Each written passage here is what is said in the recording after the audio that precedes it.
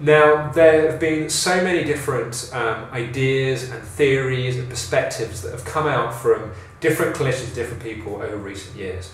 And really, our approach has been to look at how does all of this fit together?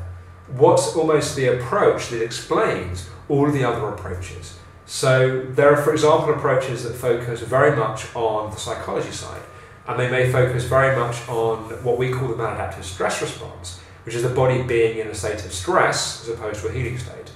There are other people that focus very much on working with emotions with ME chronic fatigue. There are people on the nutrition side which are much more focused on things like the adrenals or candida. You get the idea. There are so many different ways of looking at it that we really wanted to find an approach which explains how all of this fits together.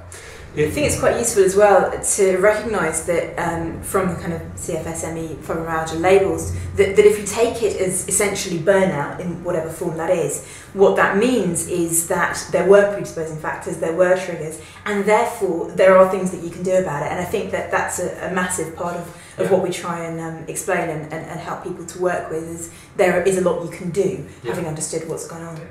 So we realised that there were things that were happening long before somebody got any symptoms. So they were what we then decided to call predisposing factors that were happening in somebody's life.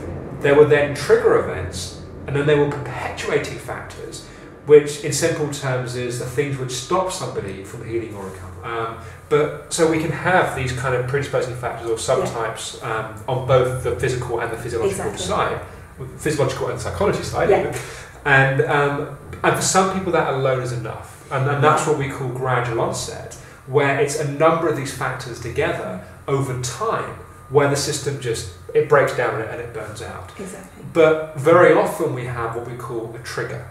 Yeah. And what tends to happen is people's focus tends to be on the trigger. So people will say, oh, I got ill because I got that virus, or because my exams at school were just too much, or I was divorced and had to move house and it was very traumatic. Yeah. But that's where the focus tends to be, and what's difficult about that is without understanding the predisposing factors, we can deal with the trigger. So we may have got over the virus, or we've got over the divorce, but we haven't dealt with those underlying things. Exactly. And also we will often have what we call perpetuating factors. And as we said a little bit earlier in the video, these are things that stop us from being able to heal.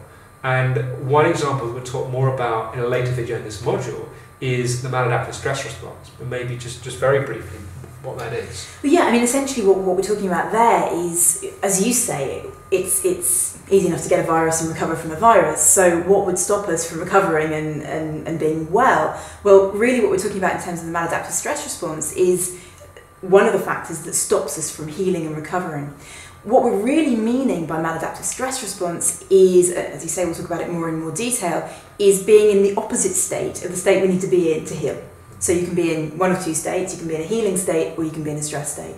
And the maladaptive stress response is where not only are you in a stress state, but you're ongoingly in a stress state in a way that's really preventing your body from doing the healing work it needs to do. Now, there are 4 subtypes on the psychology side.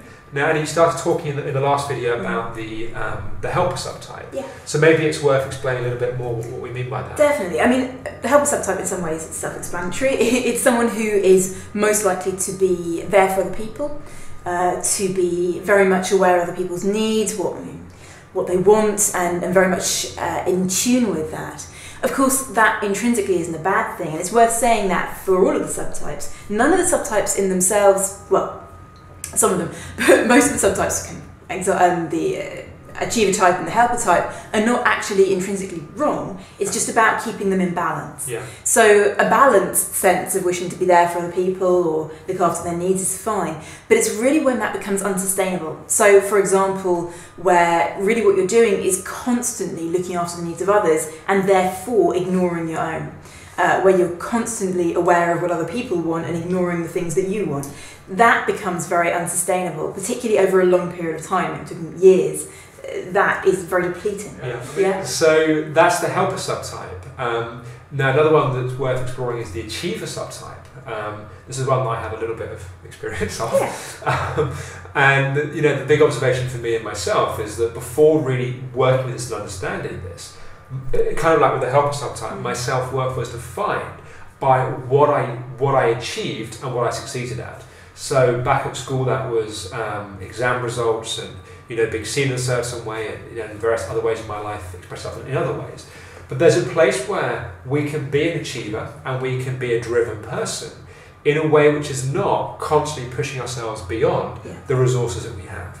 So it's possible to be ambitious in the world and want to do challenging, difficult things, whilst also really taking care of ourselves. But where this is an issue as a subtype is where that's not happening. So it's where our self-worth, our self-value is defined by what we do and what we achieve, rather than actually having intrinsic sense of self-worth and self-value in who it is that we actually are.